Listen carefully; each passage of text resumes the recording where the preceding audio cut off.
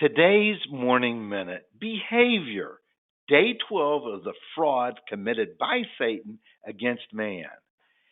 Your behavior does not determine your identity and destiny. Your behavior and performance did not create you, neither does your behavior determine your identity and destiny. This is a lie from the accuser of the brethren, the devil. Your identity and destiny is determined by a person, either Adam or the finished work of Jesus Christ. Does your sin make you a sinner? You're a sinner because of a person, Adam.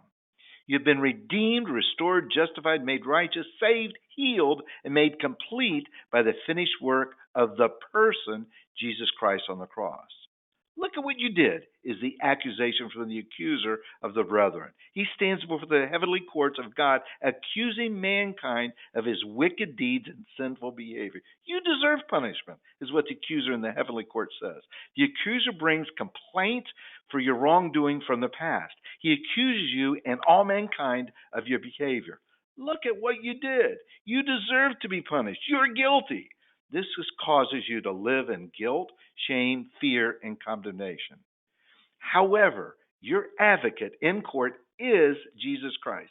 He is your defense attorney. He stands up in court and admits that all these behaviors and actions the accused did commit. He did commit. However, I, Jesus Christ the advocate, have paid and taken the penalty for these actions and even the future actions of the accused.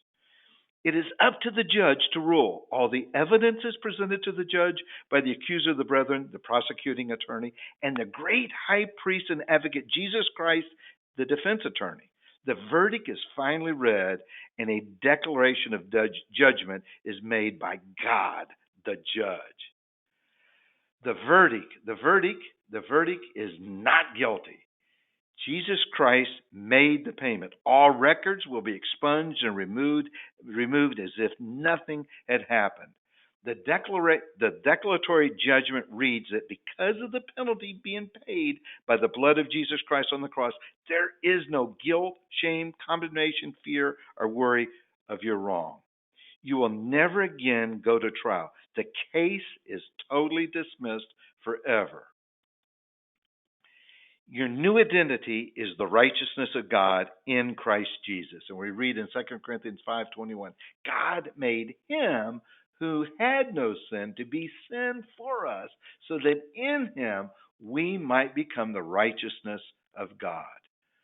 Jesus Christ legally and judicially restored you back to your legal family as a child of God in the image and likeness of God. You have all the legal rights and privileges as a son or daughter of God. You are blessed. You have life abundantly. You have the mind of Christ and the wisdom of God living in you. Amen and amen.